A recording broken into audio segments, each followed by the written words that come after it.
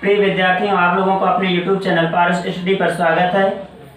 क्योंकि इस समय आप लोगों को पता है कि कोरोना जैसी महामारी चल रही है, कोविड-19 वैश्विक महामारी। इस महामारी को देखते हुए गवर्नमेंट ने सभी कॉलेजों को बंद कर रखा है, जिसके कारण आप लोगों की पढ़ाई बाधित हो रही है। तो उस पढ़ाई को बाधित ना होने के लिए आप लोगों की पढ़ाई ऑनलाइन प्रक्रिया द्वारा कराई जा रही है, जो कि कॉलेज आप लोगों के व्हाट्सएप नंबर लेकर ग्रुप बनाकर ऑनलाइन पढ़ा रहे हैं। और चूँकि आप लोगों की पढ़ाई ज़्यादा विधिवत ढंग से अच्छे से नहीं हो पा रही है, तो इसको देखते हुए गवर्नमेंट ने जो पहले का सिलेबस था उसमें 30% की कटौती कर दी है। अर्थात अब आप लोगों को पहले के सिलेबस से 30% सिलेबस कम पढ़ना है।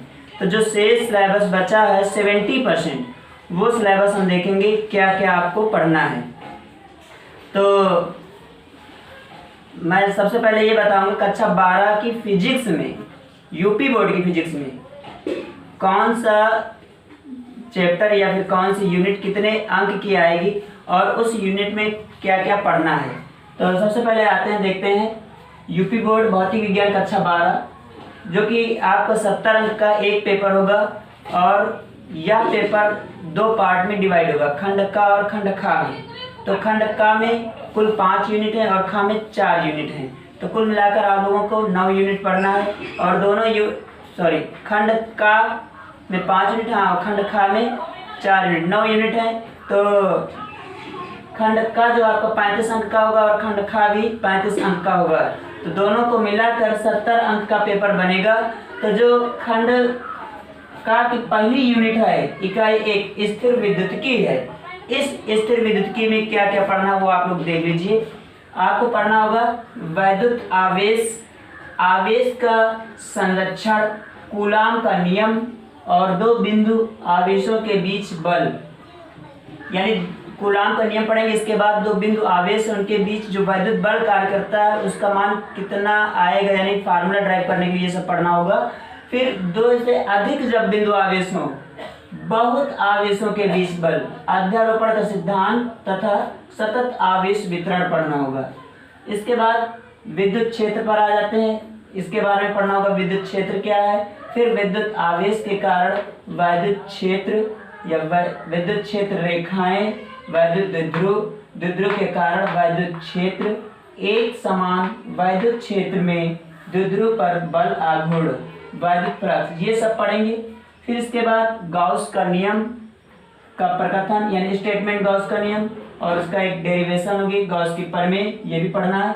तथा अनंत लंबाई के एक समान आवेशित सीधे तार, फिर एक समान आवेशित अनंत समतल चादर, फिर वैद्युत विभव, फिर विभवांतर, किसी बिंदु आवेश के कारण विभव, वैद्युत द्विध्रुव आवेशों के निकाय के कारण वैद्युत विभव क्या होता है।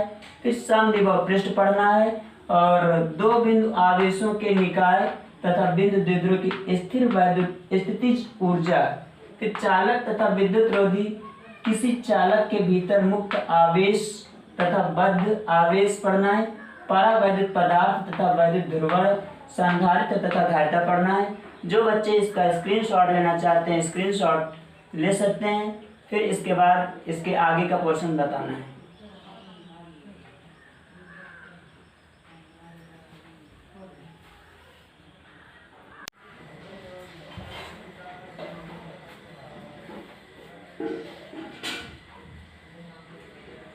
तो बच्चों, इसके बाद स्थिर वैद्युतिकी में जो पोर्शन बचा था वो श्रेणी क्रम तथा समांतर क्रम में संधारित्रों का संयोजन होगा।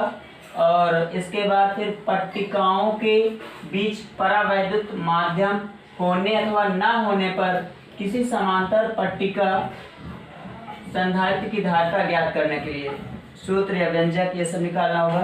फिर संधारित्र में संचित ऊर्जा ये पढ़ना होगा। फिर इसके बाद आ जाते हैं इकाई जो 2 है वो धारा विद्युत है और ये इकाई 7 अंक की पूछी जाएगी। ठीक, इस इकाई से 7 अंक का क्वेश्चन पेपर आएगा। तो यहाँ पर देखिए इस इकाई में क्या क्या पढ़ना है। विद्युत धारा पढ़ना है, धात्विक चालकों में आवेशों का प्रवाह, यानी धात्विक चालकों में आवेशों का प्रवाह कैसे होता है ये पढ़ना है। फिर अपवाह वेग भी पढ़ना है, ड्रिफ्ट वेलोसिटी जिसको बोलते हैं, गतिशीलता मोबिलिटी पढ़ना है, तथा इनका विद्युत धारा से संबंध, यानी गतिशीलता और गतिशीलता का विद्युत धारा से क्या संबंध है ये पढ़ना है। फिर ओम का नियम पढ़ना है, फिर ओम के नियम के अनुप्रयोग भी पढ़ना होगा, और इसमें विद्युत प्रतिरोध पढ़ना है, और वी आई का एक अभिलाक्षणिक वक्र जो बनाया जाता है, फिगर बनाया जाता है ओम के नियम में, वो भी पढ़ना है, जहाँ पर भी वोल्टेज है और आई जो है करंट को रिप्रेजेंट करता है, एम्पियर जो धारा का मात्रक होता है। फिर इसके बाद विद्युत ऊर्जा और शक्ति पढ़ना है, विद्युत ऊर्जा क्या होती है, शक्ति क्या होती है, इनके अलग अलग फार्मूले के विषय में जानना होगा, और विद्युत प्रतिरोधकता क्या होती है तथा चालकता, ठीक, ये सब पढ़ना है। फिर प्रतिरोध की ताप पर निर्भरता, यानी प्रतिरोध पर ताप के क्या क्या प्रभाव पड़ते हैं, कैसे डिपेंड करता है ये पढ़ना है। फिर सेलों का आंतरिक प्रतिरोध क्या होता है, और सेल का विद्युत वाहक बल तथा विभवांतर क्या होता है ये पढ़ना है। सेलों का श्रेणी क्रम तथा समांतर क्रम संयोजन क्या है ये भी पढ़ना है। किरचॉफ का नियम तथा इसके अनुप्रयोग भी पढ़ना है, ठीक, जैसे कि आने वाली धाराओं का योग बराबर जाने वाली धाराओं का योग, ये सब किरचॉफ के नियम में बताया गया। व्हीटस्टोन सेतु पढ़ना है, मीटर सेतु, विभवमापी सिद्धांत, विभवांतर एवं दो सेलों के बीच विद्युत वाहक बल की तुलना करने के लिए इसका अनुप्रयोग, किसी सेल के आंतरिक प्रतिरोध की माप क्या होती है इसके विषय में गुणात्मक विचार प्रस्तुत करना है। तो ये सब आप लोग को पढ़ना है इकाई 2 में। फिर आगे चलते हैं इकाई 3 में क्या क्या पढ़ना है वो जान लें, और जो बच्चे इसका स्क्रीनशॉट लेना चाहते हैं तो स्क्रीनशॉट ले लें, ठीक है, और एक कॉपी पर ये सिलेबस अपना लिख लें और इस सिलेबस के अकॉर्डिंग पढ़ाई करें।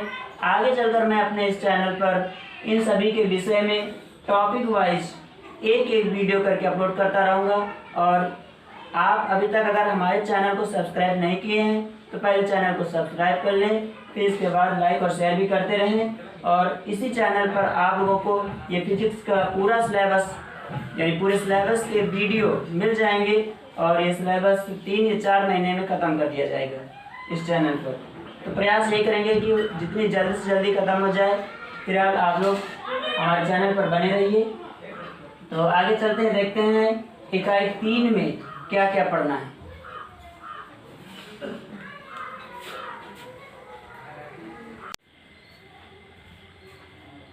अब देखते हैं बच्चों इकाई 3 में क्या क्या पढ़ना है। इकाई 3 आपकी है विद्युत धारा का चुंबकीय प्रभाव तथा चुंबकत्व। ये जो तीसरी इकाई है 8 नंबर में आएगी, अर्थात इकाई 3 में जो सिलेबस दिया गया है इसमें से 8 नंबर का बोर्ड परीक्षा में पूछा जाएगा, यूपी बोर्ड परीक्षा में। तो यहाँ पर देखिए इसमें क्या क्या पढ़ना है। आपको पढ़ना है चुंबकीय क्षेत्र की संकल्पना और ओस्टेट का प्रयोग, बायो-सेवर्ट नियम, और पढ़ना है धारावाही लूप में इसका अनुप्रयोग। किसका अनुप्रयोग? बायो-सेवर्ट के नियम का जो अनुप्रयोग होगा वो धारावाही लूप में पढ़ना है। फिर एम्पियर का नियम तथा इसके अनंत लंबाई के सीधे तार तथा वृत्ताकार कुंडली में अनुप्रयोग, यानी एम्पियर के जो अनंत लंबाई के एक सीधा तार होगा और एक वृत्ताकार तार होगा, उसकी कुंडली होगी, उनमें अनुप्रयोग पढ़ना है। एक समान चुंबकीय तथा विद्युत क्षेत्र में आवेश पर बल, एक समान चुंबकीय क्षेत्र में धारावाही चालक पर बल, दो समांतर धारावाही चालकों के बीच बल। एम्पियर की परिभाषा, एक समान चुंबकीय क्षेत्र में धारावाही लूप द्वारा बल आघूर्ण का अनुभव। चल कुंडली, गैल्वेनोमीटर, इसकी धारा सुग्राह्यता भी पढ़ेंगे तथा इसके एमीटर तथा वोल्टमीटर में रूपांतरण कैसे होता है ये भी पढ़ेंगे। धारा लूप चुंबकीय द्विध्रुव के रूप में क्या होता है, फिर इसके बाद तथा इसका चुंबकीय द्विध्रुव आघूर्ण भी पढ़ेंगे। और किसी परिभ्रमण करते इलेक्ट्रॉन तथा चुंबकीय द्विध्रुव आघूर्ण और तुल्यांकी प्रणालिका के रूप में क्षण चुंबक, चुंबकीय क्षेत्र रेखाएं क्या होती है ये भी पढ़ेंगे। और पृथ्वी का चुंबकीय क्षेत्र क्या है ये भी पढ़ेंगे। तो ये सब हम लोग इकाई 3 के अंतर्गत पढ़ेंगे। और इस तरह से 9 इकाई पढ़ेंगे। कुल 9 इकाई हैं, ठीक है। 5 इकाई खंड का में और 4 इकाई खंड खा में। तो खंड का से 35 अंक और खंड खा से 35 अंक, कुल मिलाकर 70 अंक का पेपर होगा। तो इसलिए आप लोग एक एक कॉन्सेप्ट कंप्लीट करते रहिए ताकि आगे कोई प्रॉब्लम ना हो। और वो कॉन्सेप्ट हम अपने इस यूट्यूब चैनल के माध्यम से वीडियो अपलोड करते रहेंगे, जिससे आप लोगों को मिलता रहेगा कॉन्सेप्ट पूरा। तो बच्चों इसका स्क्रीनशॉट ले लीजिए, इसके बाद किसी कॉपी पर नोट कर लीजिए सिलेबस। इसके बाद देखते हैं अगली जो चौथी इकाई है उसमें क्या क्या पढ़ना है।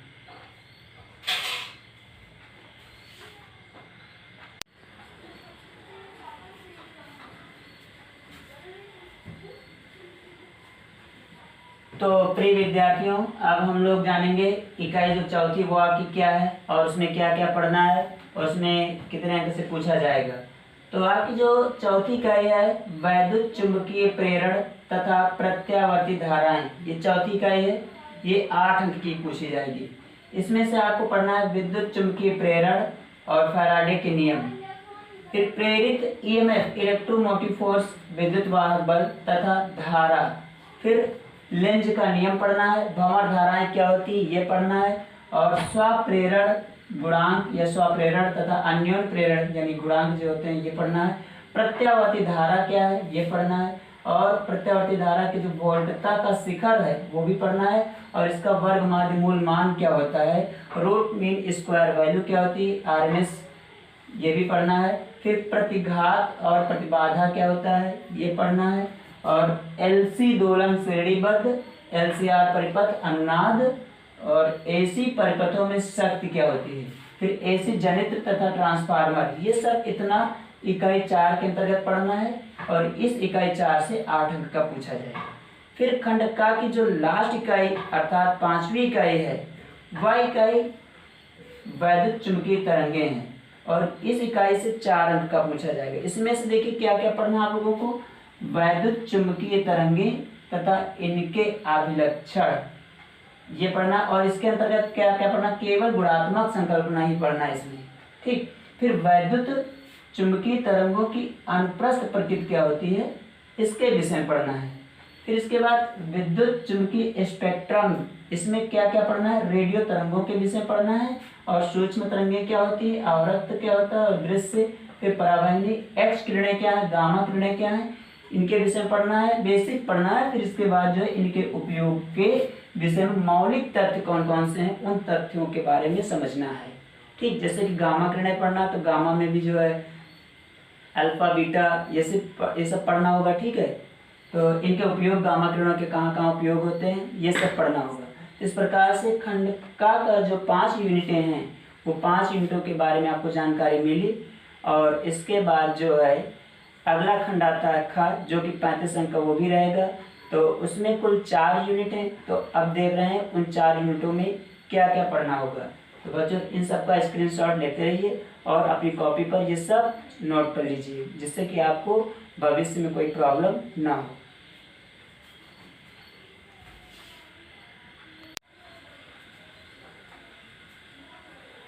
अब आते हैं बच्चों खंड खा की पहली इकाई पर, जो कि खंड खा भी 35 अंक का पूछा जाता है, और यह खंड खा 4 इकाइयों में डिवाइड है। तो जिसकी जो पहली इकाई है प्रकाशिकी, प्रकाशिकी से 13 अंक का पूछा जाएगा, अर्थात प्रकाशिकी बहुत ही इम्पोर्टेंट है फिजिक्स में। तो प्रकाशिकी बहुत ही विधिवत ढंग से आप लोगों को पढ़ना होगा।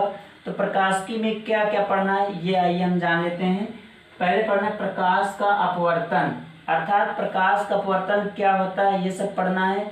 तो इसमें आपको क्या जानना होगा, प्रकाश क्या है, फिर प्रकाश कैसे चलता है, फिर किस पृष्ठ पर गिरता है वो पृष्ठ कैसे होना चाहिए, फिर प्रकाश किस दिशा में मुड़ता है, ये सब पढ़ना होगा प्रकाश के अपवर्तन में। फिर पूर्ण आंतरिक परावर्तन, फिर इसके बाद पूर्ण आंतरिक परावर्तन क्या होता है, जब अपवर्तन पढ़ लेंगे तो परावर्तन भी समझ में आ जाएगा धीरे धीरे। फिर इसके अनुप्रयोग, यानी पूर्ण आंतरिक परावर्तन के कौन कौन से अनुप्रयोग हैं, अर्थात इनका कहाँ पर यूज किया जाता है या कहाँ पर यूज होता है, ये सब पढ़ेंगे। फिर इसके बाद प्रकाशिक तंत्र क्या होता है ये पढ़ेंगे। फिर गोलीय पृष्ठों पर प्रकाश का अपवर्तन, गोलीय पृष्ठ पढ़ाए जाएंगे, यानी उत्तल गोलीय पृष्ठ पर प्रकाश का अपवर्तन क्या होता है, और अवतल गोलीय पृष्ठ पर प्रकाश का अपवर्तन, इन पर आधारित जो आपको डेरिवेशन बताए जाएंगे। फिर उस डेरिवेशन पर आधारित न्यूमेरिकल भी मिलेंगे। फिर इसके बाद लेंस पढ़ना है। लेंस क्या होता है, लेंस की प्रॉपर्टीज बताई जाएंगी। फिर लेंस कितने प्रकार का होता है, फिर उनके अलग अलग पार्ट के बारे में बताया जाएगा। फिर पतले लेंसों का सूत्र यानी पतले लेंसों पर आधारित सूत्र पढ़ना है। फिर यानी सूत्र का डेरिवेशन भी करना है, और लेंस मेकर का सूत्र पढ़ना है, और आवर्धन लेंस मेकर का सूत्र, फिर आवर्धन पढ़ना, आवर्धन क्षमता वगैरह। फिर लेंस की शक्ति के लिए सूत्र क्या होता है, इस पर आधारित न्यूमेरिकल भी मिलेंगे। संपर्क में रखे दो पतले लेंसों की संयुक्त फोकस दूरी या संयोजन जो भी बताया गया है, उनकी संयुक्त क्षमता वगैरह जो भी आएगी, ये सब डेरिवेशन के माध्यम से पढ़ना है। फिर इसके बाद क्या पढ़ना है, लेंस और दर्पण का संयोजन, यानी लेंस और दर्पण का संयोजन क्या होता है। फिर प्रिज्म से होकर प्रकाश का अपवर्तन तथा प्रक्षेपण पढ़ना है। फिर प्रकाशिक यंत्र में मानव नेत्र वगैरह पढ़ लेना है, सूक्ष्मदर्शी वगैरह। फिर प्रतिबिंब बनना, प्रतिबिंब कैसे बनता है मानव नेत्र के द्वारा। फिर समंजन क्षमता क्या होती है, लेंसों द्वारा दृष्टि दोष का संशोधन क्या है। फिर दृष्टि दोष में कौन कौन से दोष पढ़ना है, निकट दोष पढ़ना, दूर दृष्टि दोष पढ़ना, जरा दृष्टि दोष पढ़ना है, और आपको क्या पढ़ना है, अबिंदुकता पढ़ना, अबिंदुकता पढ़ना। ठीक है। फिर इसके बाद फिर क्या पढ़ना है, आप देखिए सूक्ष्मदर्शी तथा खगोलीय दूरदर्शक क्या होता है, इसमें परावर्ती तथा अपवर्ती के बारे में पढ़ना, तथा इनकी दो बार लिख गया, इनकी आवर्धन क्षमताएं पढ़ना और तरंग पढ़ना। फिर तरंग प्रकाश की पढ़ना है, इसमें तरंगाग्र क्या होता है, तथा हाइगेंस का तरंग सिद्धांत पढ़ना है, हाइगेंस का द्वितीय तरंग सिद्धांत, ये सब जो भी बताया जाएगा भी आगे। फिर इसमें क्या पढ़ना है, तरंगों के उपयोग द्वारा समतल तरंगों का एक समतल पृष्ठ पर परावर्तन पढ़ना है। फिर तथा अपवर्तन पढ़ना है, यानी हाइगेंस के तरंग का सिद्धांत के आधार पर जो समतल पृष्ठ पर परावर्तन की व्याख्या और अपवर्तन की व्याख्या, दोनों की अलग अलग व्याख्याएं पढ़ना है। फिर इसके बाद क्या पढ़ना है, हाइगेंस सिद्धांत के उपयोग द्वारा परावर्तन तथा अपवर्तन के नियमों का सत्यापन पढ़ना है। व्यतिकरण पढ़ना, व्यतिकरण कैसे प्राप्त होता है या व्यतिकरण क्या है। फिर यंग का द्विध्रुवी प्रयोग पढ़ना है। फ्रिंज की चौड़ाई के लिए व्यंजक, कला संबद्ध स्रोत तथा प्रकाश का प्रतिपालित व्यतिकरण, और एकल झिर्री के कारण विवर्तन क्या होता है, केंद्रीय उच्चिष्ट की चौड़ाई, ये सब डेरिवेशन तैयार करना, और इन पर आधारित आपको आंकिक प्रश्न भी मिलेंगे, तो आंकिक प्रश्न को भी सॉल्व करना होगा। अतः फिजिक्स में जो प्रकाश की यूनिट ये बहुत ही महत्वपूर्ण है, इंपॉर्टेंट, इससे सबसे अधिक अंक का अर्थात 13 अंक का पूछा जाता है, और इसका सिलेबस भी थोड़ा बहुत ही अच्छा इंटरेस्टेड सिलेबस है, बहुत ही इजी सिलेबस है, बहुत ही आसान तरीके से इसको समझा जा सकता है। बट फिजिक्स एक ऐसी सब्जेक्ट है जिसको आप रटकर नहीं समझ सकते हैं, इसको समझिए तब तैयार कर सकते हैं। अगर रटेंगे तो भूल जाएंगे। जितना है कॉन्सेप्ट बेस माइंड में बैठाते रहिए, सब ऑटोमेटिक समझ में आ जाएगा। जितने ज़्यादा समझोगे उतने ज़्यादा आसान ढंग से फिजिक्स आपको समझ में आ जाएगी। लेकिन अब कोई भी कॉन्सेप्ट छूटने न पाए, अगर कोई कॉन्सेप्ट छूट गया तो उस पोजीशन पर आपको पीछे वाला कॉन्सेप्ट छूटने पर आगे वाला कॉन्सेप्ट समझ में नहीं आएगा। तो इस तरह से आप लोग अच्छे ढंग से इसको पढ़ना है आप लोगों को, और इसका भी स्क्रीनशॉट ले लीजिए, ये भी नोट कर लीजिए, ठीक है। फिर अगला देखते हैं जो दूसरी इकाई है उसमें क्या क्या पढ़ना, वो कितने अंक की आती है प्रकाश की के बाद।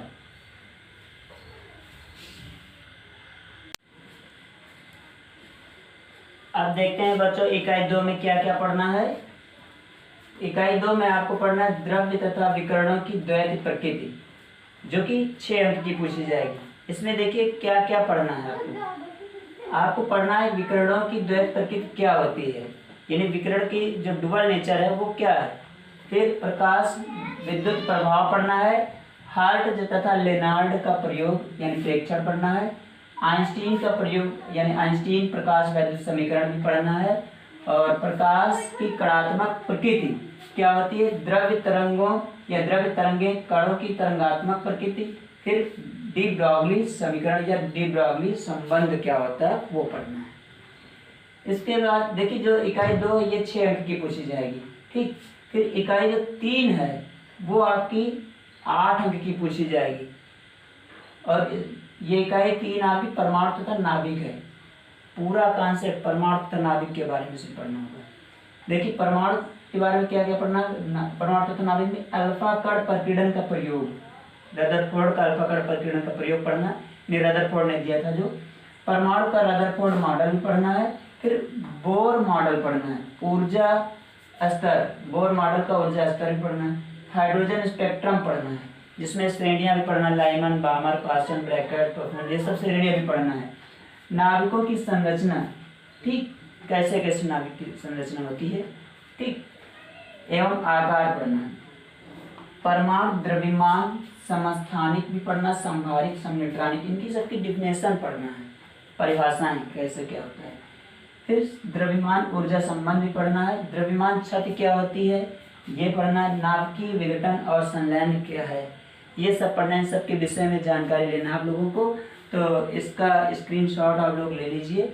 और इसी प्रकार से फिर अगले देखते हैं जो चौथी इकाई है उसमें क्या क्या आपको पढ़ना होगा और वो कितने अंक की पूछी जाएगी।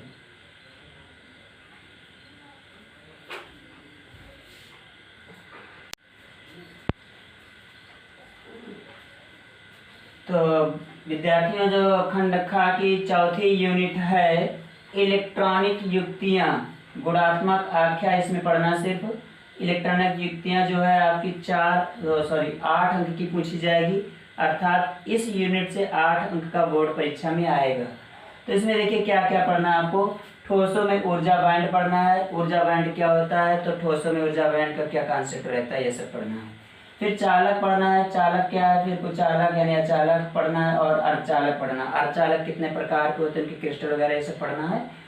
फिर अर्धचालक का डायोड का अभिलाक्षणिक वक्र पढ़ना है, और अग्रदिशिक तथा पश्चदिशिक अभिनत में अर्धचालक के क्या कार्य होते हैं, यानी फॉरवर्ड बैच और रिवर्स बैच में। फिर डायोड दृष्टिकारी के रूप में एलईडी का अभिलाक्षणिक पढ़ना है। एलईडी मतलब लाइट इमिटिंग डायोड, इसके विषय में पूरा जानकारी करना है। फिर फोटो डायोड पढ़ना है और सौर सेल पढ़ना है। इतना चीज़ पढ़ना है, ये सब कॉन्सेप्ट क्लियर करना है इलेक्ट्रॉनिक युक्तियों में, यानी इलेक्ट्रॉनिक डिवाइसेस में, ठीक है। तो इस प्रकार से आपका जो फिजिक्स का सिलेबस है कक्षा 12 का यूपी बोर्ड का, वो आपको जानकारी हो गई कितना पढ़ना है। और इन सभी का जो योगफल आएगा वो 70 अंक का होगा, अर्थात 70 अंक का एक पेपर होगा, और वह पेपर 2 पार्ट में डिवाइड होगा। तो एक बार इसका आप लोग स्क्रीनशॉट ले लीजिए। तो वो 2 पार्ट में डिवाइड होगा, ठीक है। तो खंड का और खंड खा में, जो खंड का है उसमें से 35 अंक का आएगा, और खंड खा से भी 35 अंक का आएगा। तो जो सिलेबस है वो खंड का जो है वो 5 यूनिट में डिवाइड है, और खंड खा 4 यूनिट में डिवाइड है। तो इस प्रकार से हमने आप लोगों को खंड का और खंड खा के सिलेबस के विषय में बता दिया है। और हम अब इसी सिलेबस के अकॉर्डिंग जो है टॉपिक वाइज वीडियो अपलोड करते रहेंगे, जिसके माध्यम से आप लोगों को पूरा सिलेबस पढ़ाया जाएगा बहुत ही आसानी से, बहुत ही विधिवत ढंग से। तो आप लोग जो है इस चैनल को अभी तक अगर सब्सक्राइब नहीं किए हैं तो पहले चैनल को सब्सक्राइब कर लें, और अपने दोस्तों को यानी ग्रुप में शेयर कर दें, जिससे आपके दोस्त भी अच्छे से पढ़ाई कर लें। Thank you.